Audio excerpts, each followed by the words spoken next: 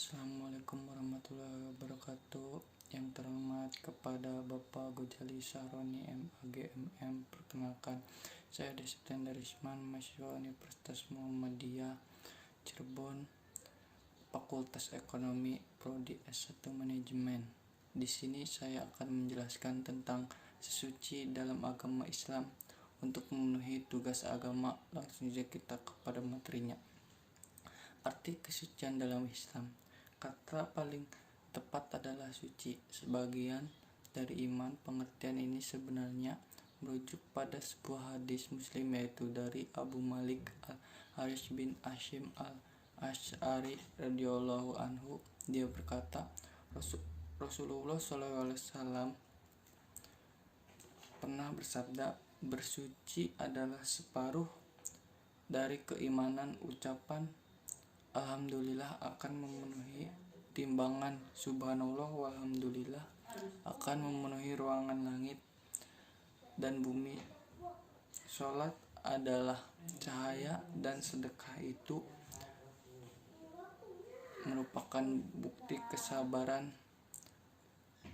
itu merupakan sinar, dan Al-Quran itu merupakan hujah yang akan membela atau menuntutmu. Setiap jiwa manusia melakukan amal untuk menjual dirinya, maka sebagian mereka ada yang membebaskannya atau dari siksa Allah, dan sebagian lain ada yang menjerumuskannya dalam siksaannya. Hadis riwayat Muslim. Taharah artinya bersuci, baik dari najis maupun dari hadas. Najis adalah kotoran yang menjadi sebab terhalangnya seorang untuk beribadah kepada Allah Subhanahu wa taala, sedangkan hadas adalah keadaan tidak suci pada diri seorang muslim yang menyebabkan ia tidak boleh salat, tawaf, dan lain sebagainya.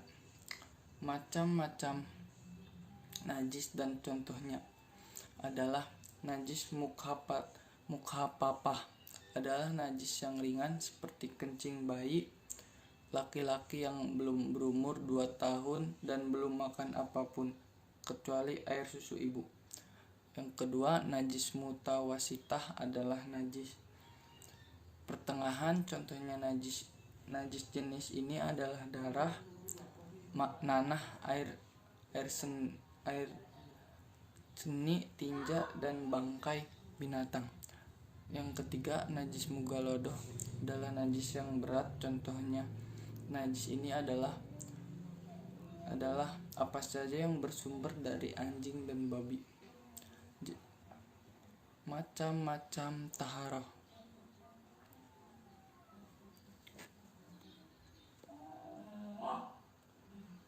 Taharah harus dilakukan sebelum kita beribadah, karena itulah taharah merupakan permasalahan yang sangat penting dalam Islam. Dasar hukum taharah. Dalam surat Al-Baqarah ayat 222, Innallaha yuhibbul tawabina wal yuhibbul mutahhirin, yang artinya sesungguhnya Allah menyukai orang yang tobat dan menyukai orang yang menyucikan diri. Macam-macam taharah. Secara umum taharah dibagi menjadi 2, yaitu taharah manawiyah dan taharah nisiyah. Taharah manawiyah adalah taharah hati atau rohani, sedangkan taharah nisiyah adalah taharah badan atau jasmani. Yang pertama, taharah manawiyah. Taharah manawiyah atau taharah qalbu atau hati, yakni mensucikan diri dari syirik dan maksiat dengan bertauhid dan melakukan kegiatan amal soleh agar senantiasa dekat dengan Allah Subhanahu wa taala. Taharah ini bisa dikatakan sebagai taharah yang paling utama dibandingkan taharah nisiyah, karena taharah nisiyah tidak bisa dilaksanakan jika hati kita belum suci. Muslim kita suci. Karena itulah sebagai seorang muslim kita harus mensucikan diri dan jiwa dari perbuatan syirik dan munafik, pun dari kegiatan maksiat seperti dengki, sombong, dendam, benci, ria, dan lain-lain. Toharoh nisiniyah atau toharoh badan dan jasmani merupakan toharoh yang mensucikan diri serta bagian tubuh dari hadas, baik hadas kecil ataupun hadas besar, serta najis dan segala jenis kotoran. Untuk menghilangkan hadas kecil harus berwudu, dan untuk menghilangkan hadas besar kita harus mandi wajib. Namun apabila dalam kondisi tak ada air, maka kita diperbolehkan melakukan tayamum dengan tanah atau debu. Tata cara taharah sebagai berikut. Yang pertama, mandi wajib. Mandi wajib adalah mencucikan diri dari hadas besar dengan membasuh secara merata ke seluruh bagian tubuh dengan air. Yang kedua, wudu. Sementara wudu dilakukan untuk menghilangkan hadas kecil saat hendak melaksanakan sholat. Adapun fungsi toharoh secara umum adalah sebagai berikut. 1. Mendapatkan cinta Allah. Yang kedua, sholat tidak diterima jika tidak disertai dengan bersuci. Yang ketiga, mensucikan diri dari kotoran berupa hadas dan najis. Yang keempat, sebagai syarat sahnya sholat dan ibadah seorang hambanya. Yang kelima, untuk memelihara kesehatan jasmani.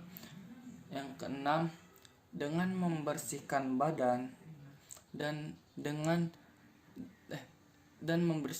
membersihkan badan dan benda yang lainnya dari najis atau kotoran, berarti membersihkan diri dari gangguan bibit penyakit dan zat-zat berbahaya lainnya yang merusak kesehatan tubuh baik langsung maupun tidak langsung. Yang ketujuh, meningkatkan kewibawaan dan harga diri seseorang sekaligus menghindari diri dari kehinaan. Adapun fungsi toharoh dalam kehidupan sehari-hari diantaranya sebagai berikut. Yang pertama, untuk membersihkan badan, pakaian dan tempat dari hadas dan najis ketika hendak melaksanakan suatu ibadah. Yang kedua, dengan bersih badan dan pakaiannya, seorang tampak cerah dan enak dilihat oleh orang lain, karena Allah Subhanahu wa Ta'ala juga mencintai kesucian dan kebersihan.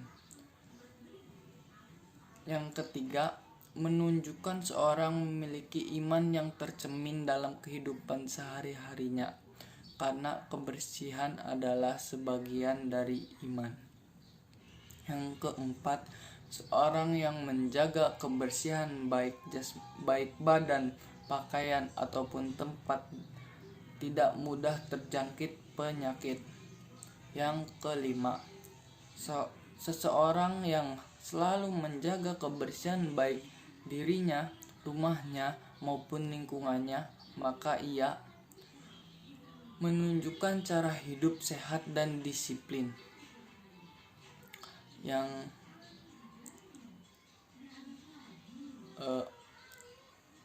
baik, terima kasih yang telah menonton video ini.